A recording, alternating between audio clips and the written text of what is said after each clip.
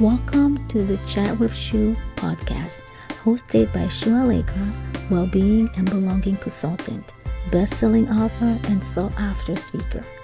Join Shu as she connects with both new and familiar faces, showcasing their inspiring work in businesses.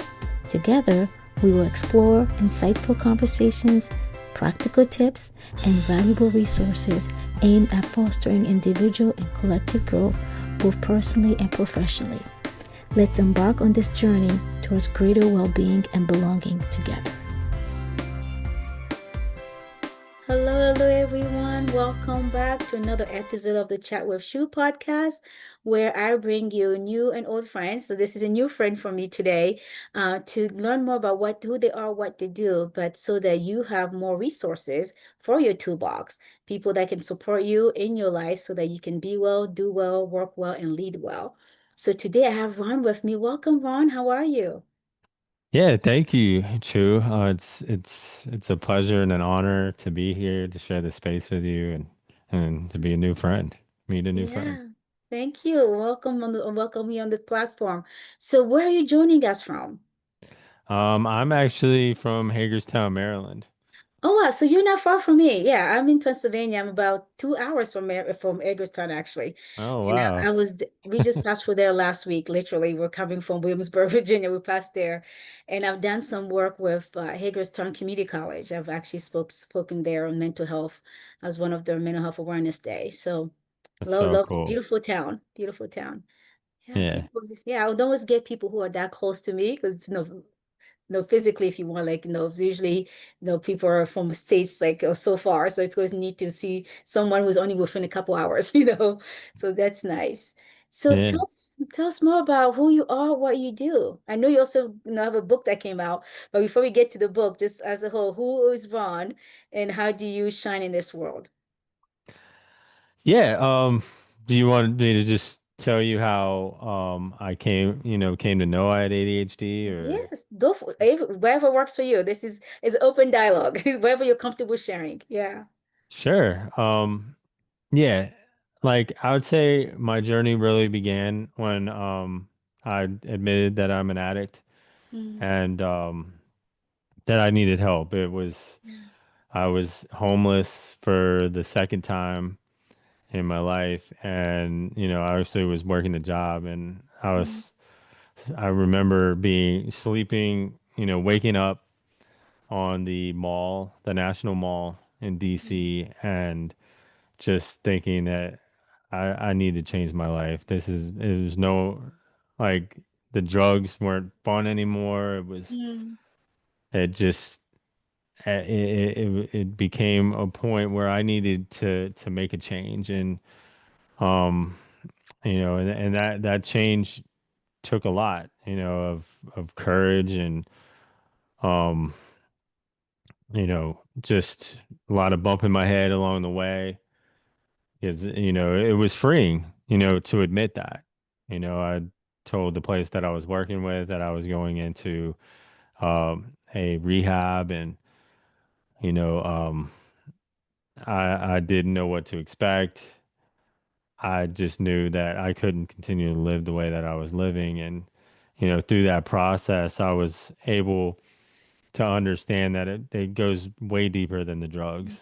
mhm, Like it has to do with, the addiction and kind of this this unmanageability.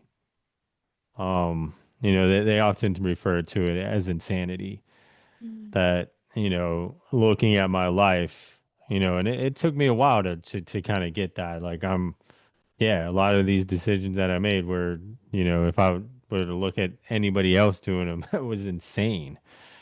But it's difficult for somebody to look at themselves in an honest way. So it definitely took me some time, and thankfully I had a really good sponsor, um that's really helped me to see that, and was patient and helped walk me through that process. And throughout that process, like, I discovered that I had ADHD as mm, well, which was another hurdle to cross, because I remember, that, people were telling me to slow down my whole life, and I just didn't connect the dots. And yeah, one of the things that really moved me in that direction of actually listening was I was about to lose my job. Mm. And yeah, that was scary. And there was a lot of fear in that, and because I was like damaging company property, I was hurting myself. They were calling me back into the office, and yeah, I was like, I need to talk to my primary care about this to see if they have any solutions. And, I told her, like, I'm desperate here. I can't slow down. I don't know what to do. I'm afraid I'm going to lose my job. And, she kind of was like, didn't know what to assess, to tell me. So I was like, maybe I have ADHD. And even then, she kind of didn't really think that was it. But fortunately, she gave me some information on some psychologists and therapist. And, I was able to meet the therapist that I'm actually still working with today. And, one of the first things that he told me was that this doesn't have to be a weakness. This actually can be a strength. Yeah. And there was a lot of elation and in that discovery, it was like finally this makes sense. There's help. But, once you know, that had worn off, I was like pretty depressed, Mm. you know, um, and upset because like now I'm one of those. I'm broken. Not normal anymore. Like, and there was a lot of denial there. There was a lot of trying to fix it. Um, just like everything else in my life. Like if I get this or do that, or if I'm good here, then I can fix it quicker and better, and I'll be known as the guy who got over ADHD real quick or whatever was going through my mind. Um, and I ended up like almost getting fired from the same job again because I took another position. And that's when a little bit before that, it was when I started going back to see my therapist, understanding like maybe I didn't dive deep enough into it. Mm. Maybe there's a lot more that's going on with this. So during that process, I ended up, hitting this um, safety beam and kind of knocking it down. And, at the time, it didn't seem like it was that significant, but it was actually one of the best things that happened to me because like if I was continued down that path, like and I had to step down from that position because I just was like there was just a clear sign like Mm. this is not a good fit. Like I'm not going to continue to keep the job that I have and work this position. So during that time, I had to take a pay cut. Right. And, I had other bills coming in and I just really wanted to find something else, um, to get out of that because it just, the more I thought about it, about running around with ADHD and, because I work in a chemical plant Right. and like, that's just not somewhere where I want to be safe. I was safer, but I'm not like anything could happen from this Mm. distraction. So I was looking into other like more aligned with how my brain works. But first I had to figure out how my brain actually Works. does operate. And that was difficult because, like, there's not a lot of information that's generally out there that you can easily grab. Mhm. I had to do a lot of digging and research. And through that, process, I ended up developing my own podcast. And Right. that's been, amazing. I've had some amazing guests on there, talked about a bunch of topics like, and, I actually talked to somebody that listens to it that's, is like, man, you've really grown in it. Like, I love what you're doing with the Mhm. podcast. So it's like, you never know who well, I never know who this is going to touch and reach. Mhm. That's why I love that. And now I've developed a coaching program for men that are 40 and over to help them to become more pro-social because like I'm only teaching what I've learned throughout this whole process and how to be, what I've done in my life to talk to more people. I go out and talk to people, just about every week that I've just met about deeper issues that are going on, or their passions, or and it's great. I believe that that's what the world is kind of missing out on right now, especially since the pandemic has ended. Wow, thank you so much for sharing that story and the kind of taking us on that journey, right? Like from the addiction to now how you're impacting lives. And you shared so much there, but some of the things that touched me, that kind of were like those um not aha moments or some things that I knew, but I'm like, oh, that's something we need to shine a light on. So first, Yeah, when you mentioned like you were struggling with addiction, you still had a job, and I'm like, I'm glad you mentioned that because many times when people hear, and then you were you were also facing dealing with homelessness, people think, oh, someone is homeless or someone's addicted, they can't function in society. yeah, Some people, there are people like in your story who are pushing through. People at work might never know what you're dealing with because you clocked in and clocked out every day, right? Yes, there were some challenges there, with like you said, you had some occasions where you're destroying property and so forth, damaging property, but people still saw you come at work, right? They're like, oh no, yeah, people. So most people, that's not the image they have of someone who's dealing with addiction, someone who's dealing with homelessness. So I just yeah, wanted to shine the light to that. There are many people who are contributing, who are coming to work, who you're seeing in your community, sometime volunteering even, or showing up in faith in religious groups who might be going with issues deeper than you think. So kind of break that stereotype, right? So not every yeah, person who's dealing with homelessness is just on the street not contributing to community. A lot of people are contributing to society and still struggling with their own challenges.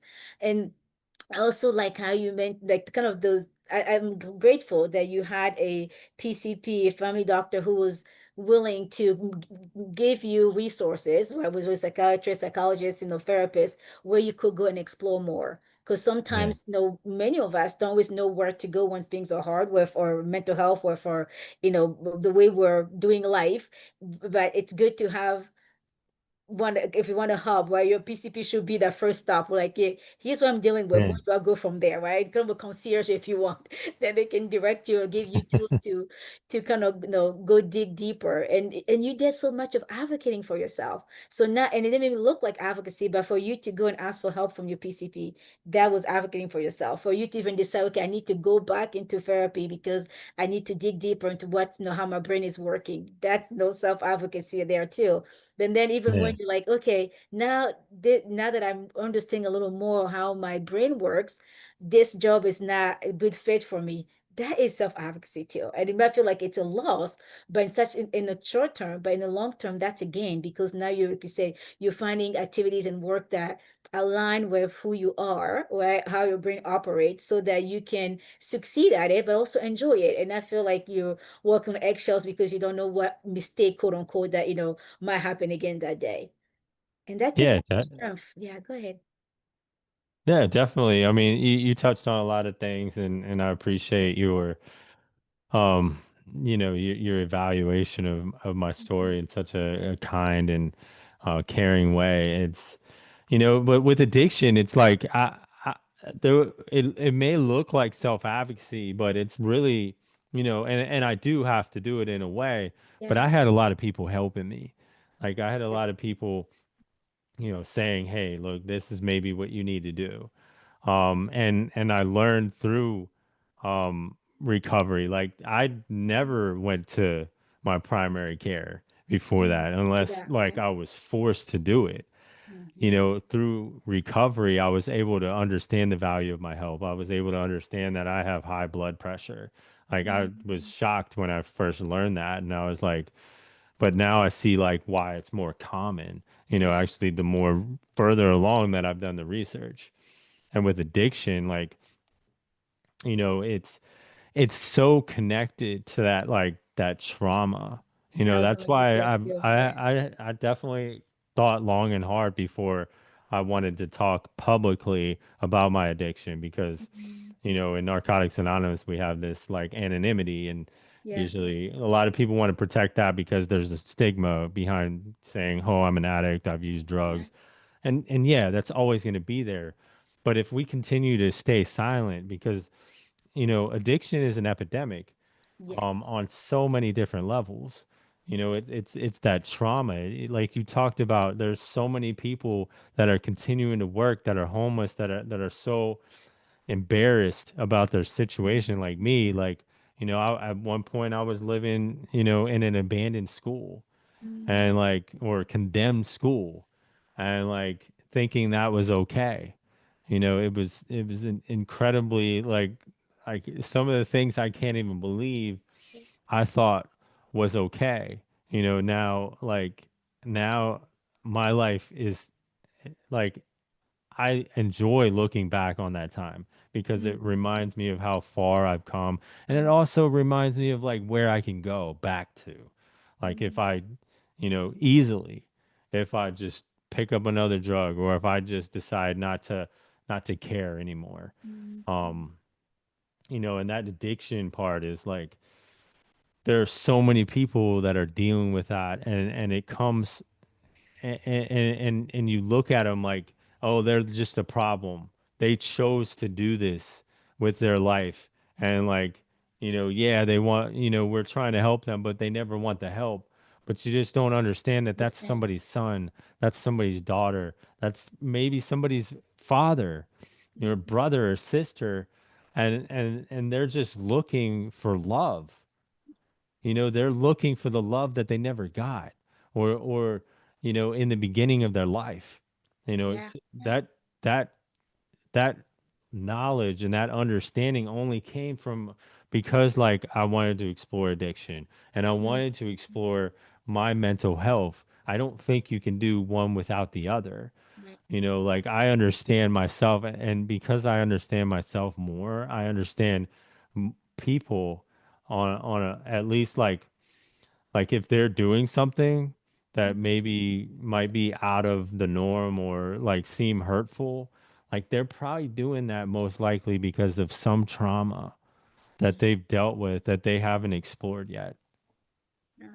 Yeah, and there's so much research now, and I'm glad you touched on that, just the connection between addiction and trauma. There's so much research now out there to that proves that many of the people who are dealing with addiction are people who are traumatized. They've been through so much trauma and they look for ways to cope. And maybe Yeah. the way they're coping might not be healthy or effective in the long run, but in that moment, that's all they had, right? So they reach out for the intention was to cope with the trauma that they couldn't take away, they couldn't erase, and then it became just that in addiction, right? Then it becomes something they're struggling with. And you probably really know this, from just being in recovery, that addiction is a disease. So if we start breaking, like you said, breaking that stigma of how a society sees people who are struggling, we start seeing people as human first, then we realize that now we can support people better, but then we actually will reverse a lot of the issues that we have in our society, right? People are hurting in silence because of the stigma around mental health, the stigma around addiction. If we saw it as a disease, then instead of seeing it as vices, right? Like, oh, well, they need to do better, right? We're putting Yeah. the burden on the person who's already struggling, and without realizing that society could have done better to create an environment where people could thrive, environment where people could easily ask for help, right? Yeah. So the burden is all of us. It's not just, things like addiction, mental health. Yes, there are individual circumstances and challenges, and situations that impact, people. I totally, understand that. But the bigger picture is that none of those conditions or issues, challenges are all need individual. They're very systematic, right? It's like we need Yeah. to change, as a society, as the way we even know policies and how we know our system of care is even set up. Right. And so Yeah. stop criminalizing people for things that they're struggling with, Yeah. and they're needing help with it, and we're seeing them as criminals even when they've not committed a crime, and then seeing them as less than, like, that does not empower anyone to come and reach out for help.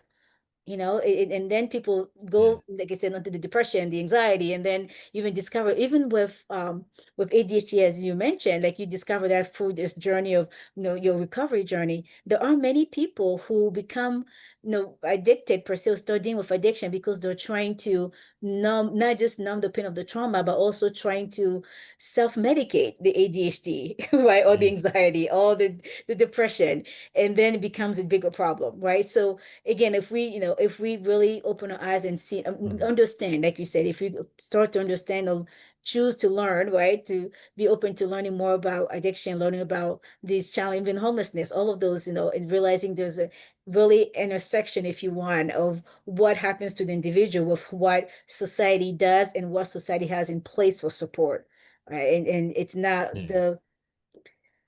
I'll say the responsibility of recovery does not all fall on the individual. Yes, the individual has to make the choice, like you said, it's back to their self-advocacy. Like, I want better. I hit rock bottom. I want a different life. I need to do better. But like you said, you need a support system around you to continue nudging you, seeing more in you than what you're going through, and continue to encourage you to do better. And then you could reach out for help. And when you reach out for help, you need someone to say, yes, I can help you, or at least, yes, I can point you in the direction of someone who can help you. Right. So Yeah. society has a big part to play. That's what I'm coming. And we all need a support system all around. So out of all of this, you then wrote a book. So tell me about the book. Tell us more about. Yeah, and I appreciate that.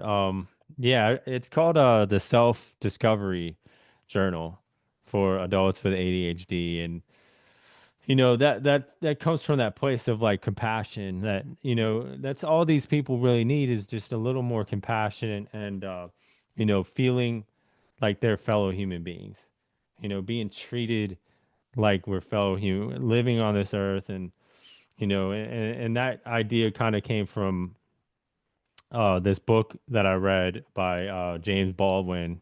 It's called Mm, The Price of the Ticket. It has all his like his works in it, and it was just, I can't remember exactly the quote, but like I remember I started looking at people different, as like, I would just start to see um like instead of seeing people as being in the way, I would get mad because I was trying to get to some part of the building or trying to get to my job, and there's just this person or this thing in my way. They like, that person is has a family. They're loved in some way. This is not just an obstacle for me. mm, So starting to see like through that anger, that hate, and like it also goes back to that idea of we need to be fixed, because we're told our whole lives, especially neurodivergence, that we're broken.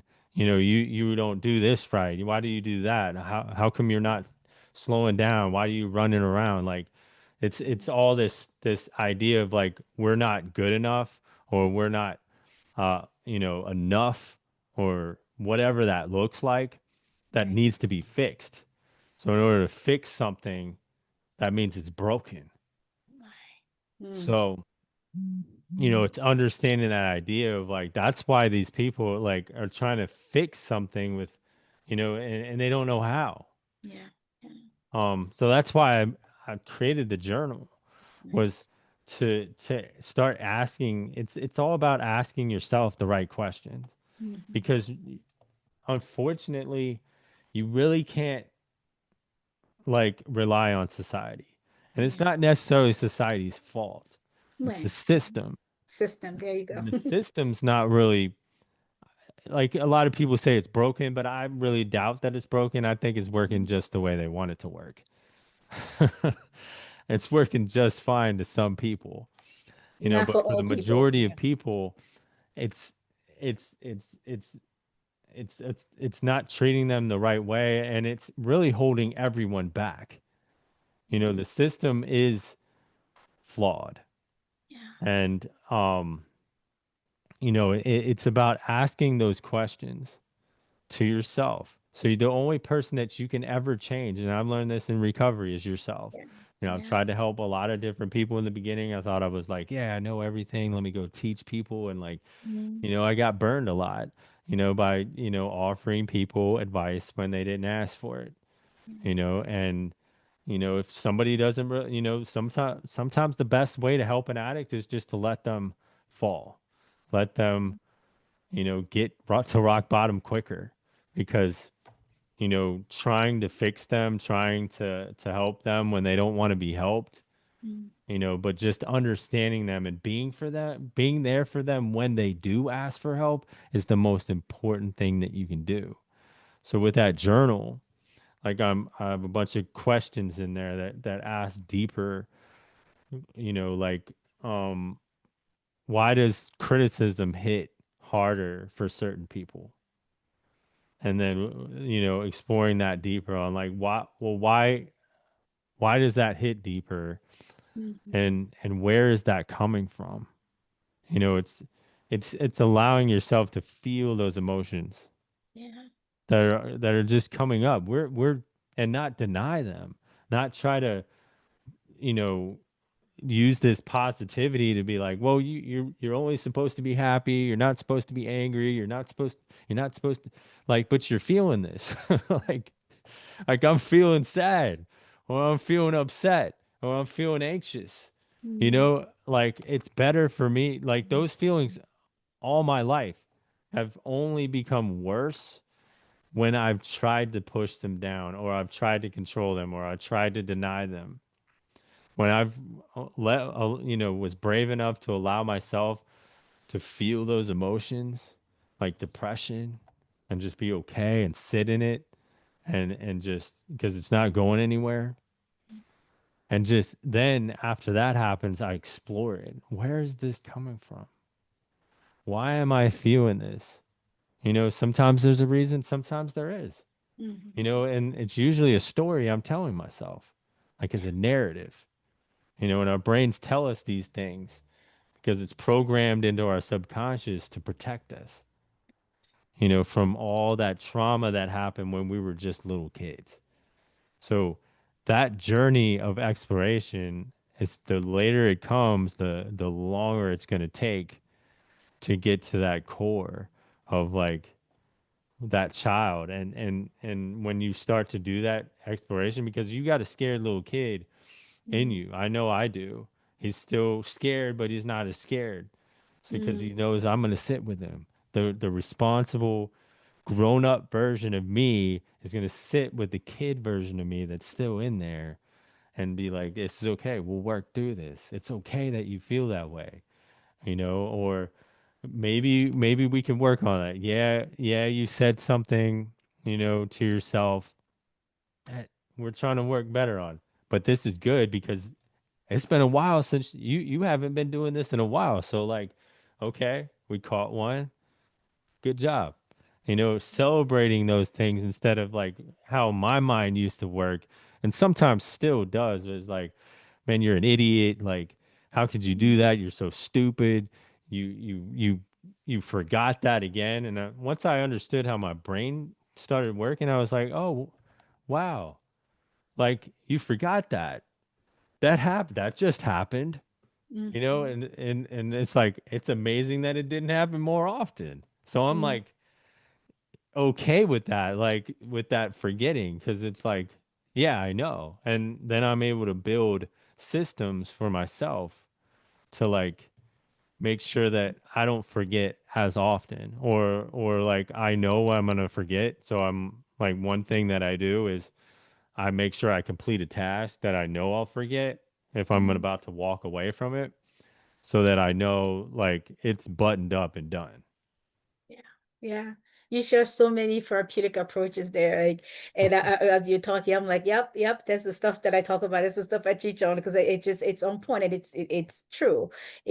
For example, the fact that people don't always need to be fixed. People don't want to be fixed, let's be honest. People need to be supported. And Yeah. and there's a big difference on that. When you fix people, we take the power away from them, make them feel less than, we Yeah. come to rescue them. But when we're supporting, we're putting them back on the driver's seat of their life by giving them the support and strategies that they need to get to the next level. Right? We respect them. Yeah. We don't, even with giving suggestions, sometimes I was asked permission, like, hey, these are some options that I've learned about. Do you mind me sharing? Because then you're not telling the people what to do. you're giving them resources for them to decide what they want to do. And Yeah. that goes such a long way in helping people, be well, do well, work well, lead well, helping people be all they want to be, right? And get into next levels in their life in the personal professionally. So I'm glad you shared that. And I think, and even with understanding like how your brain work and not just seeing it as a power, as a strength, I actually call it a superpower, and not as a weakness. I actually last 2 weeks I was doing a training for Temple University on the mental health needs of neurodivergent youth, and we talked just about that. Right. So Yeah. it's almost like if I understand my brain works and I don't see it as a weakness, then they do what you did, create systems, right, around my brain wiring so that it works for me and not against me. Yeah, And definitely. that's so yeah, right on. So I was like, wow, I love this, because this is some stuff that I enjoy talking about and teaching people. That's So with awesome. your book and with you, where do people find you? And Yeah, what can the book? and before we get into that, like the Yeah. fixed, like you're saying, the fixed part, like Yes. fixing that part is the best part of you. It's just Mm, been, and if you fix that, you're fixing, like you're getting rid of the best part. But there's no fixing it. Like yeah. there's just getting to know it better and seeing how that like flows and fits in your life, Right. in your time. So Yeah. people can get to know me a little bit better. I always put um my podcast. Okay. Like you can find me um at it's called Don't Mind Me, I Just Have ADHD. Mm, And that's a great resource for um if that's where you want to explore not only just your struggles but the hidden strengths and the untapped potential that comes okay. with a different kind of brain in the workplace. Love And that. for those of you who enjoyed my explanation about those powerful tools that you can find in the self-discovery journal, Mhm. I'm offering that as a completely free resource. You can access Yeah. the e-copy of it at youradhdguy.com. It's not just a journal, but a mirror, a way to clarify your vision, reset your compass, and reconnect with who you truly are. Beautiful. Beautiful. Thank you so much, Ron, for not just being here today and making time to do this, but for just how you are serving in this world, where how you're touching lives and using your story to empower others. I often say, well, I from my own recovery, not from addiction per se, but mental health and other challenges, just Yeah. being this version of myself who I am today. Before I even started Grissom Consulting 10 years ago, what I realized was that when I turned my stumbling blocks into stepping stone, I found joy on the journey. And That's that powerful. shines so beautifully in your life, right? And now you're creating this beautiful resource, the podcast and the book, and even giving it for free because you understand the impact of it, right? And so for anyone listening here, whether you have ADHD or not, all of us know at least someone who's neurodivergent. That's how many neurodivergent individuals are there in this universe, Yeah. right? So please reach out to connect with him, connect with Ron on his website and the podcast. Listen, share that with others. And if he can be on, I'm gonna pitch you here, and if it's okay, tell me if this is not okay. But I believe that nowadays there's so many conferences and summits that talk about diversity, that talks about ADHD and so forth. And maybe you might be open to even being speaker on some of those. Is that okay for me to pitch you for those, or? Yeah. Yeah, Oh, definitely. I would be honored, and I'm awesome. flattered that you see me in that light, Yeah. because it does it definitely needs to be talked about more openly and more authentically, each person's experience, because that's how we can understand how to how to manage it and navigate it, and interconnect it with this world, because it, this world's not as good. It will be a better place. I am 100% certain of that. Like when we're allowed to be who we are Mhm. and not trying to pretend or fit into a system that was never designed to really help. Yeah, So sadly so, right? Yeah. And people like you are making the world a better place. So again, thanks for being here today. And we will share those links, in the in the show notes there. And for everyone who are here or listening and sharing, we appreciate you. I appreciate you being here and supporting this show. As always, we want you to go out there, be well, do well, work well, and lead well. See you next And time. I love your zest and passion. And we need you too. Like you're doing a great job. I can already tell. Thank you, Ron. Appreciate that. All right, friends. We'll see you next time. All right, bye.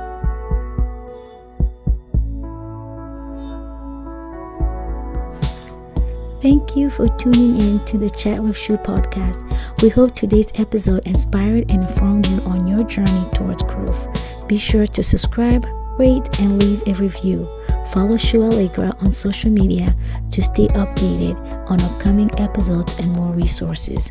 Until next time, take care.